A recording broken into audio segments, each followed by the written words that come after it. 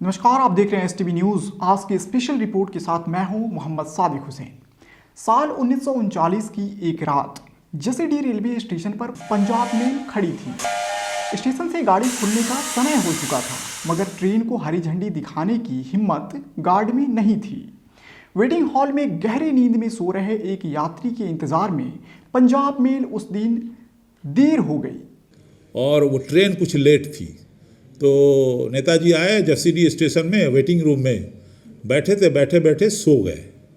तो सोए थे, सब लोग खड़ा था वहाँ।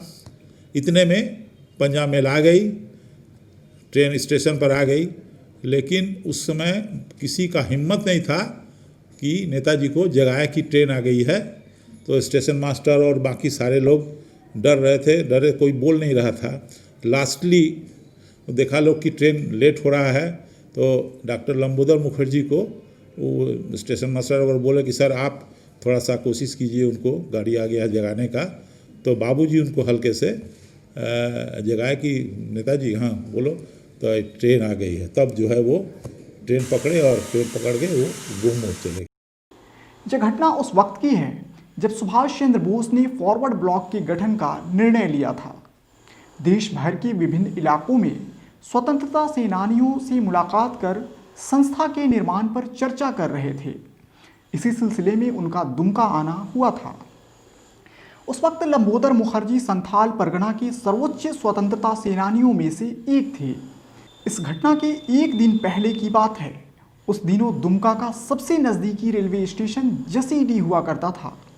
लंबोदर मुखर्जी के साथ कई स्थानीय क्रांतिकारी सुभाष चंद्र बोस को लेने दुमका से जसीडीह स्टेशन आए हुए थे। सूरज ढल चुका था और अंधेरा होने तक ट्रेन आ गई। जसीडीह में शाम हो गया पहुँचते पहुँचते। तो उनको लगा कि शाम हो गया। उस समय का ज़माना था, न रोड था, न लाइट था, बिजली था। वो सोचे होंगे का जाने लोग अभी मीटिंग में रहेगा कि नहीं रहेगा। तो बाबूजी से पूछे, लंबोदर मुखर्जी से, कि डॉक्टर साहब क्या अभी कोई मीटिंग में होगा, जाने से कोई फ़ायदा है? तो पिताजी तो जानते थे संथाली लोगों को कि संथाली लोग बहुत ज़्यादा ये था, क्या कहते हैं, आज्ञाकारी बहुत ज़्यादा वो लोग होते थे। उनको पता था कि एक भी आदमी मीटिंग से नहीं गया होगा। तो वही नेताजी को बोले अच्छा चलिए देखा जाए, मीटिंग में होगा आदमी, चलिए ना। तो गए। अंधेरा हो गया था। उस ज़माना में लाइट का भी एक हैज़ैक था स्टेज पर। हैज़ैक पहले आता था, वो गैस एक तरफ का लाइट होता था, तो वो जैसे केरोसिन में चलता था वो। तो वो स्टेज में सिर्फ था और सारा मीटिंग का प्लेस सारा अंधेरा था, कुछ दिखाई नहीं दे रहा था, छोटा छोटा झाड़ी वगैरह था। तो बाबूजी में नेताजी जब स्टेज पर पहुँचे तो उन लोगों के संथाली लैंग्वेज में उन्होंने बोला कि सुभाष बोस आ गए। इतना ही बोलना था कि सारा जितना संथाली लोग थे सारा आवाज़ उठाए एक साथ और मशाल जला के वो बता दिए कि हाँ हम लोग हैं। एक भी आदमी नहीं हटा था। नेताजी आश्चर्यचकित हो गए थे कि बाप रे, इस रात को भी एक आदमी भी नहीं हटा है। वह रात नेताजी ने दुमका में लंबोदर मुखर्जी के घर पर ही गुजारी थी।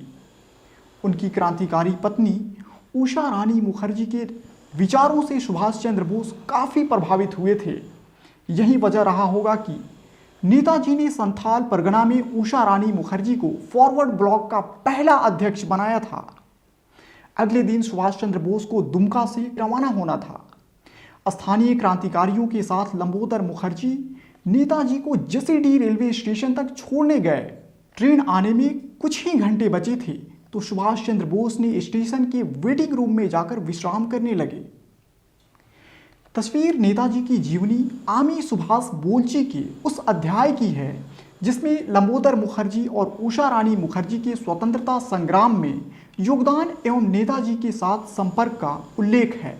ये बातें डॉक्टर लंबोदर मुखर्जी के पौत्र विश्वजीत मुखर्जी, जो IIM से दिल्ली से पत्रकारिता की पढ़ाई किए हैं और मोतिहारी में जाने माने पत्रकार भी हैं, उन्होंने हमसे साझा की है। अब तक के लिए इतना ही। फिर मिलेंगे एक नई खास स्टोरी के साथ। तब तक के लिए दीजिए इजाज़त।